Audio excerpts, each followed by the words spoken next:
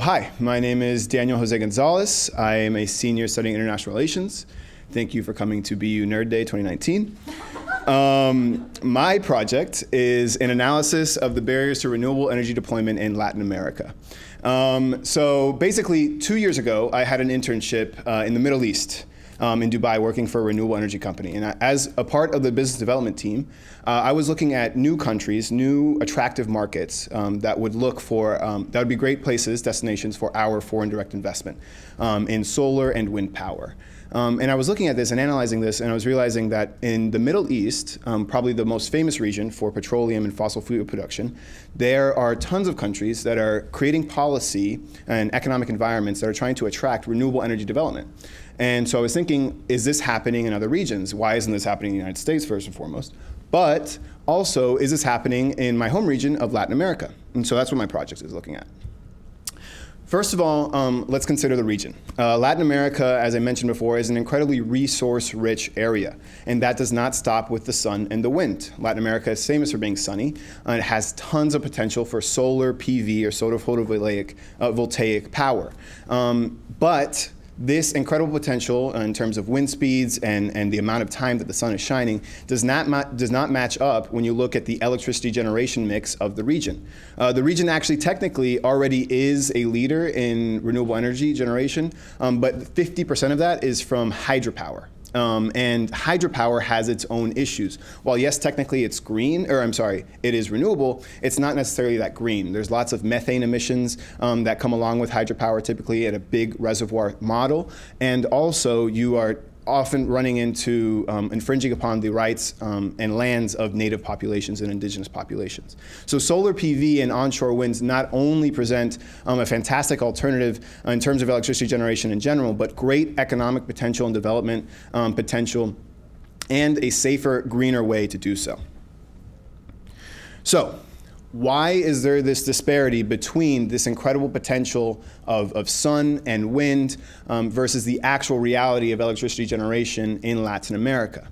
So I broke down all of the barriers I found, and they are influential and significant to varying degrees based on the country and the part of the region. But I broke down all of the barriers I found into four main categories. The regulatory piece, looking at institutions and how they can affect deployment. The economic piece, looking at market prices, but also looking at financing. That's a huge part. The technical piece, looking at the issues that plague renewable energy in general, which is intermittency and access to batteries, but also in Latin America specifically, the state of transmission grids, literally moving the electricity from power plants to end users. And then finally, the social piece as well. Understanding who is going to be affected by the deployment of renewable energy technologies. It's a very land-intensive enterprise, and so people are affected by these technologies. While they are typically a net benefit, you have to consider the individuals as well in this equation. I decided to look at one specific country to kind of narrow down my research, obviously, and I picked one that was fairly representative of the rest of the region. Here you can see the electricity generation mix of Mexico, and the purple, light blue, and dark blue are all traditional fossil fuels, natural gas, oil, and coal. And this is the case for a large part of the region, or at least the countries who are not highly dependent on hydropower. And that little mini sliver at the bottom, that's wind. And solar is even smaller and more insignificant than that. So clearly there's this huge disparity in terms of the goals that the region has for renewable energy generation and what the reality is. Mexico is actually a global leader in terms of their targets for renewable energy generation. They want to make this 50% of their electricity coming from renewable energy sources by 2050, which is incredibly ambitious, but clearly they have a lot of work to do. There are a couple other reasons I chose Mexico. I wanted to go to Cancun. But I went to Mexico City. That's me. They also are, like I mentioned, are a petroleum producing country. And a lot of the region has to contend with commodities being highly influential in the political system. And they also have a history of major shifts in government and then instability in their fiscal environments. And so that is something that's representative of the entire Latin America region. So looking closer at the regulatory piece. In 2013, the Mexican electricity sector and energy sector as a whole transformed completely. They signed this really sweeping, comprehensive bill. That's Enrique Peña Nieto right there. He was very unpopular because part of the bill was actually opening up the nationalized oil company.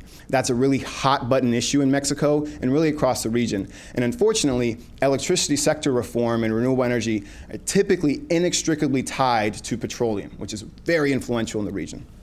And so he was actually called Peña Nieto el pendejo, the asshole. But anyways, we have a new guy here, AMLO, Andrés Manuel López Obrador. This guy is threatening to really get rid of this energy reform, which is unfortunate because if we ignore the petroleum piece of the reform and you look at the electricity sector reform, it's huge and hugely influential. What it did was also liberalize the electricity market, which used to be a monopoly by the government, and it was incredibly inefficient, and like we saw, it's dominated by fossil fuels. What the auction system did, it was inviting private investment in renewable energy to come into Mexico and really compete for really cheap electricity generated by more green technologies. In 2016, the first round of auctions, they generated over 1,500 megawatts of solar and wind in just 1 month of auction offerings, which is incredible. And they had some of the cheapest kilowatt per hour offerings in the entire world. And this is Mexico only 3 years after their major reform. And so unfortunately, this part of the legislation is also up for debate, demonstrating the shift in government that can affect energy policy. On the economic piece, this is really important because people need to understand that renewable energy, first and foremost, is a profit-driven enterprise. Yes, obviously, there are huge environmental benefits, but investors are looking to get their money. And so they need some sort of guarantee to get a return on investment when they're willing to throw millions and millions of dollars at these infrastructure projects. So it's important for governments to create the regulatory and economic environment for that to be possible. So what have they done? In Mexico specifically, you have national development banks like Bancomex, Nafinsa, Banobras that are fronting a lot of this really high capital costs that are coming at the beginning of the construction of these projects. Renewable energy is different from other traditional forms of energy because almost all the capital costs are totally upfront.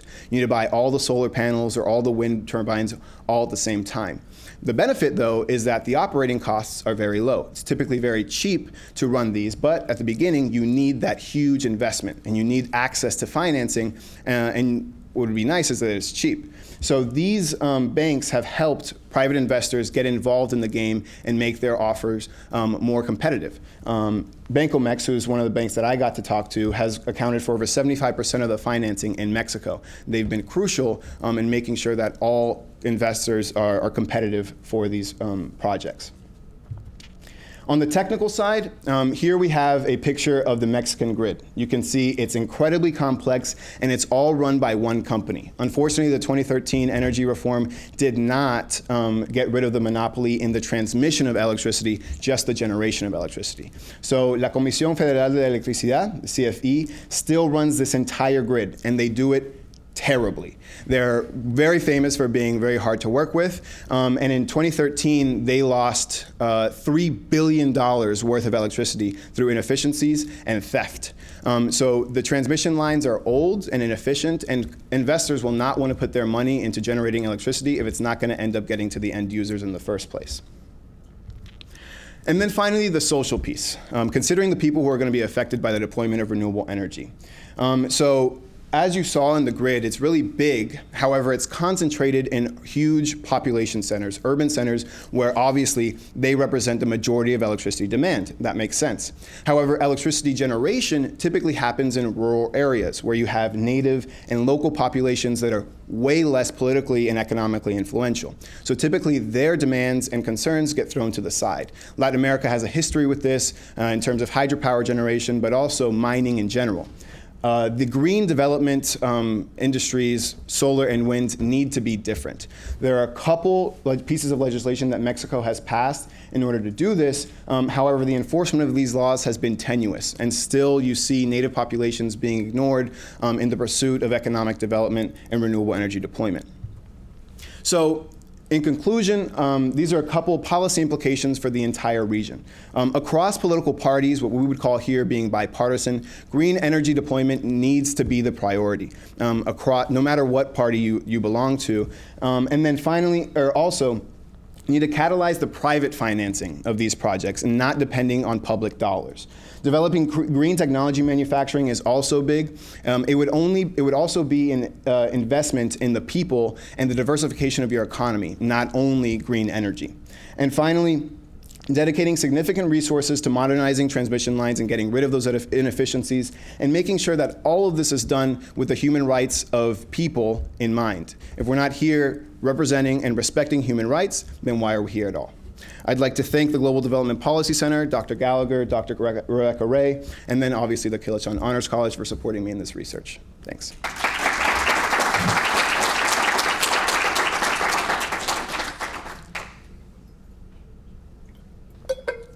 I did incredibly. Oh my God. That's perfect.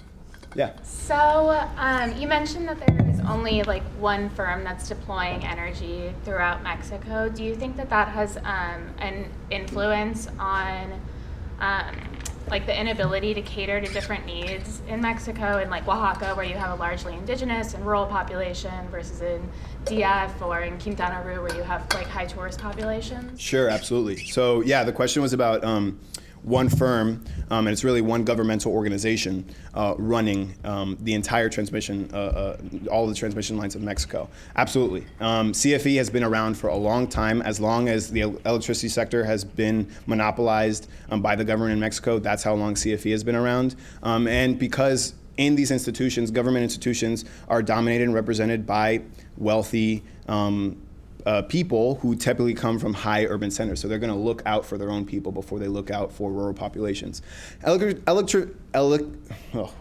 Electrification rates in Mexico are actually pretty good. They're over 95%. However, it depends on how you determine what electrification is. You know, if you have one light bulb running in your house, you're technically electrified, but no access to the internet or even access to clean water, which could be affected by electricity access, doesn't come into account there. So yeah, the fact that CFE really focuses only on urban centers and not rural populations, clearly not when developing these projects and also in the execution of these projects, is an issue.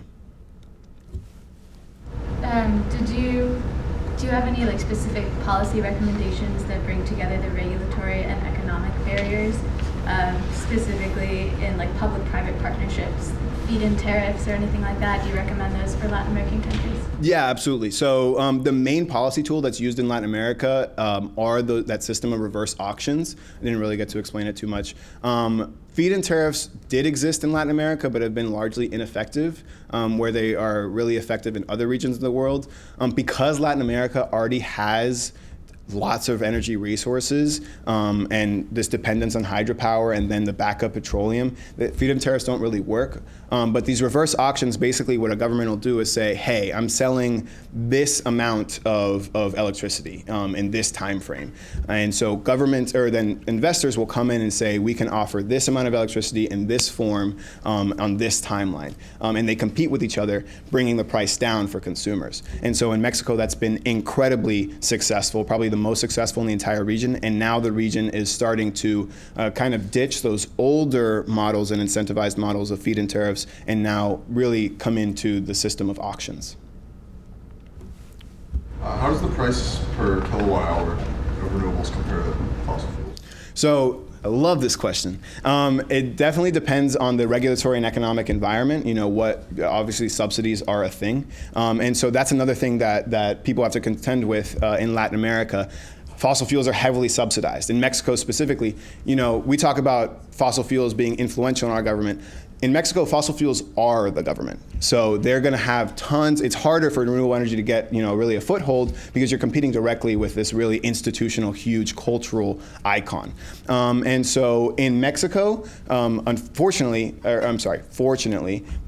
solar power is already at grid parity, meaning it's as cheap as natural gas, which is typically the cheapest form of electricity generation, which is fantastic. Wind is a little bit above that. Globally, though, we're seeing more and more, year by year, solar PV and onshore wind reach grid parity in more and more markets, which is incredible for the future of electricity generation.